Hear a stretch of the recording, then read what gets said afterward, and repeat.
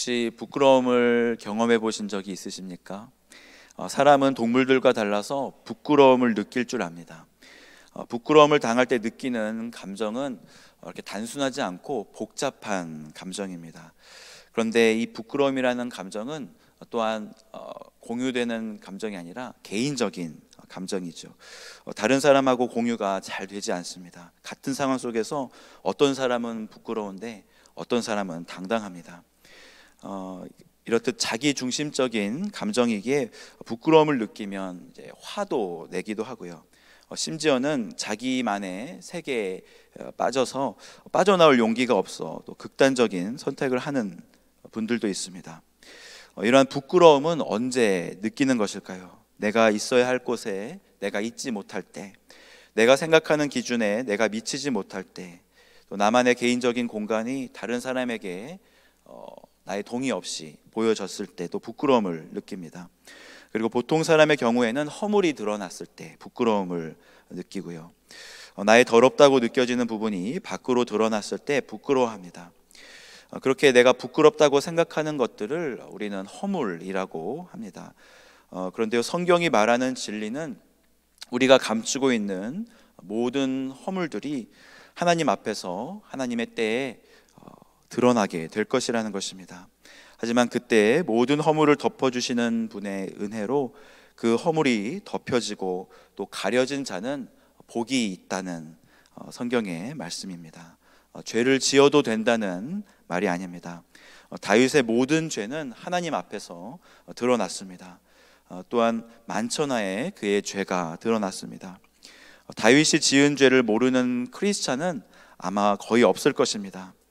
하지만 하나님은 그의 죄를 덮어주셨습니다. 그 누구도 다윗의 죄를 정죄할 수 없고요, 사탄도 더 이상 그 죄에 대해서 정죄할 수 없었습니다.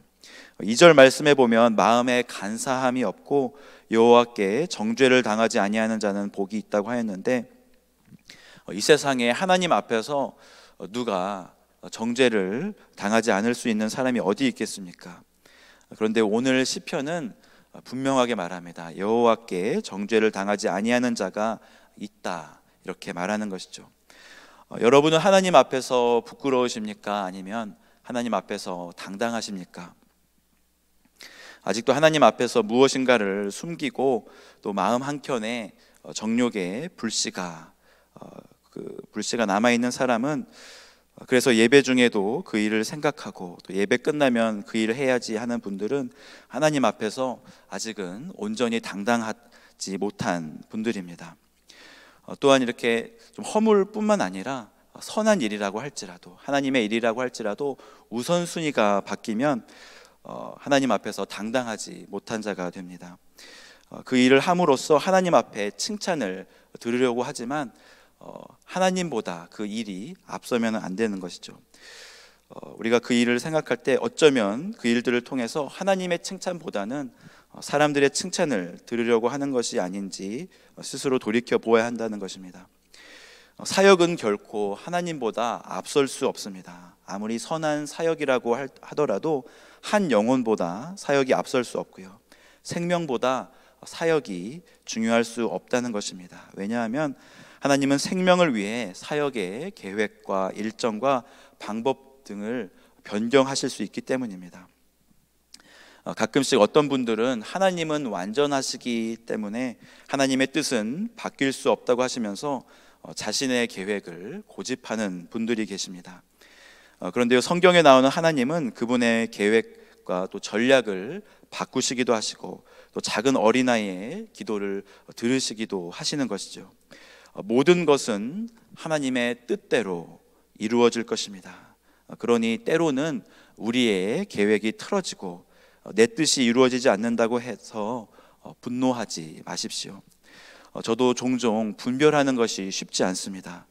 열심히 주의 일을 하고 있는데 하나님이 잠시 멈추라고 하시거나 아니면 계획을 완전히 뒤집어서 다른 길을 보여주신다면 시험에 들 때가 있는 것이죠. 끙끙 앓아 누울 때가 있는 것입니다. 그런데 우리는 우리의 만족을 위해 일을 하는 것이 아니라 하나님의 영광을 위해 일을 하는 자들이기에, 하나님의 영광을 위해서라면 우리는 얼마든지 십자가를 질 수 있으며 얼마든지 이름 없이 봉사할 수 있고, 또 얼마든지 우리의 생각과 계획은 막힐 수 있으며 사람들의 조롱과 무시를 당할 수 있는 것입니다.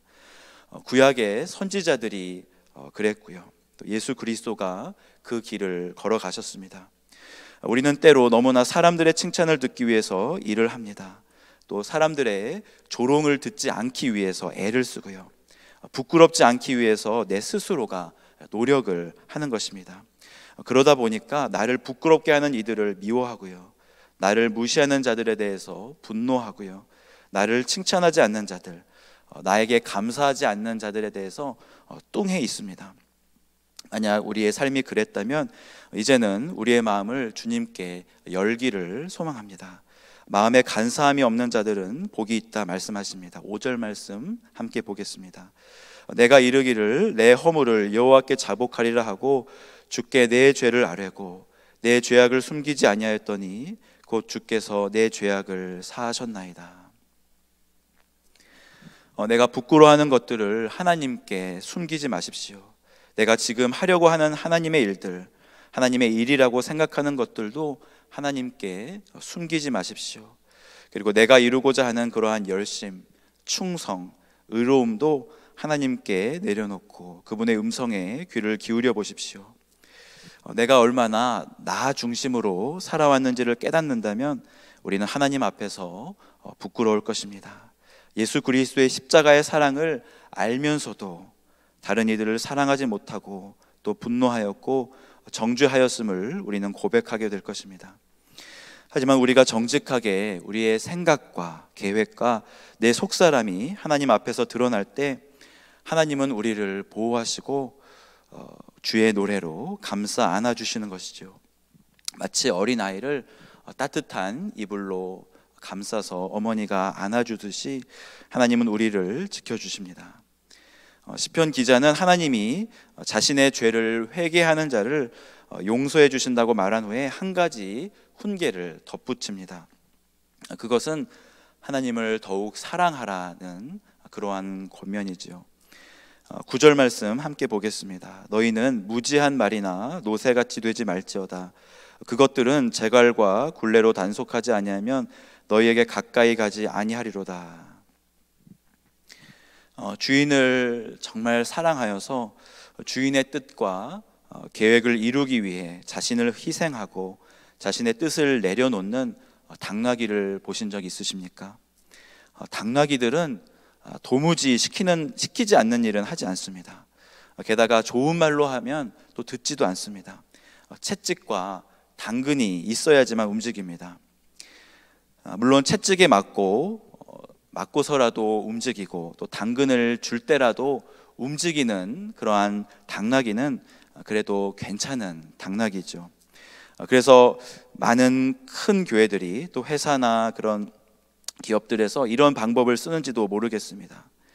그런데 하나님은 그분의 자녀들이 당나귀 수준으로 전락하는 것을 원하지 않으십니다. 때려야지 움직이고 때려야지 돌아오고 때려야지 회개하는 당나귀를 원하는 것이 아니라 때리지 않아도 비록 당근이 없어도 하나님을 사랑해서 그의 마음을 열고 그의 마음속에 부끄러운 마음이 있었을지라도 사람들의 칭찬을 받고 싶은 마음이 있었을지라도 또한 정욕이 불타고 있었을지라도 정직하게 그 마음 내려놓고 하나님 품에 안기는 그런 사람을 오늘도 기다리고 계시는 것이죠. 11절 말씀 함께 보겠습니다.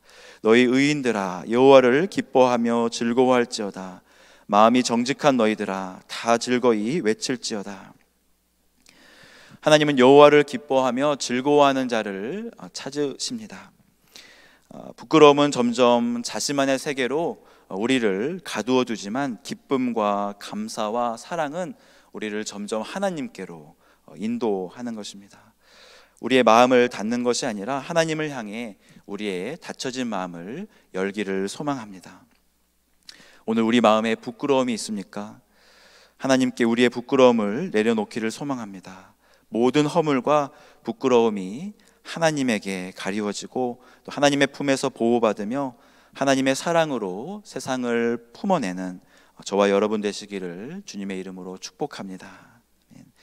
이 시간 말씀을 놓고 함께 기도하기를 원합니다.